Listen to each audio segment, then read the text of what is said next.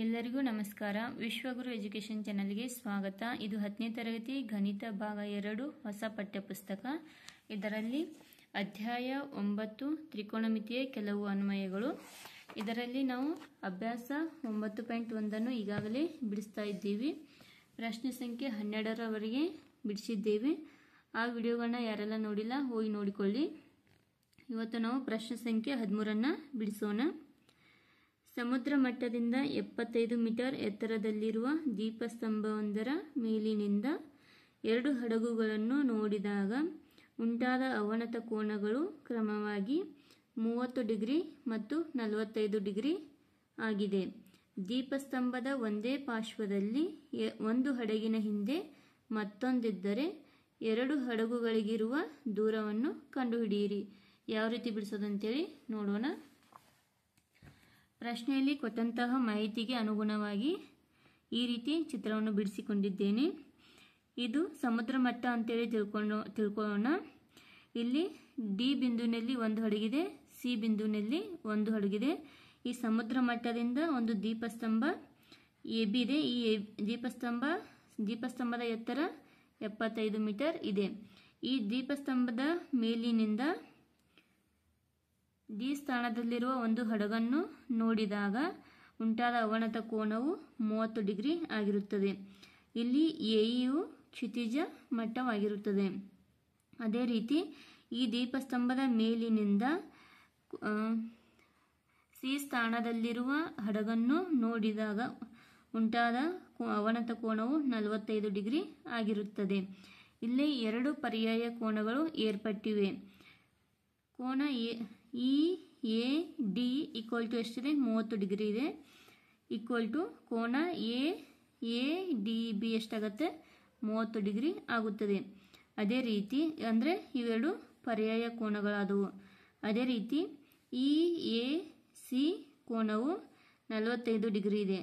ಇದು equal to ಕೋನ A C B ಎಷ್ಟಾಗುತ್ತೆ? 45 ಡಿಗ್ರಿ ಆಗುತ್ತದೆ. ಅಂದರೆ ಈ ಕೋನ ಏನದು? ಪರ್ಯಾಯ ಕೋನಗಳಾದವು.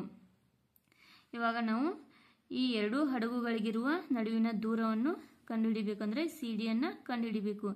ಯಾವ ರೀತಿ ಕಂಡುಹಿಡಿದಂತೇಳಿ ನೋಡೋಣ.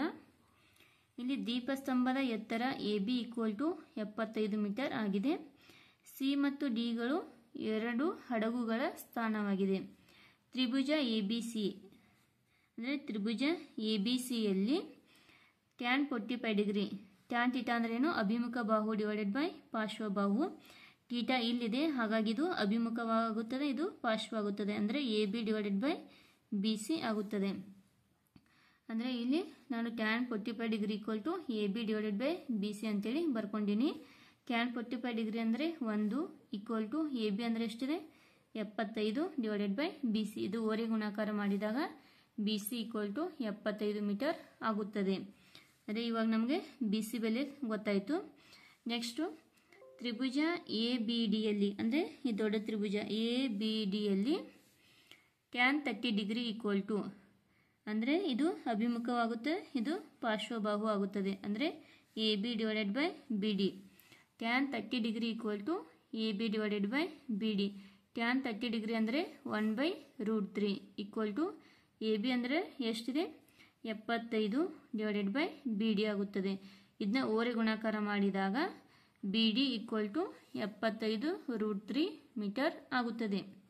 ಇವಾಗ ನಮಗೆ ಬಿ ಡಿ ಬೆಲೆ ಗೊತ್ತಾಯಿತು, ಬಿ ಸಿ ಬೆಲೆ ಗೊತ್ತಾಯಿತು.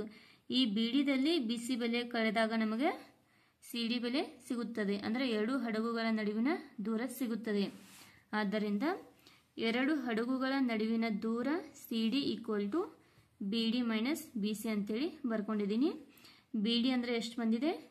75√3 ಮೈನಸ್ ಬಿ ಸಿ ಅಂದರೆ 75 ಮೀಟರ್ ಆಗಿದೆ.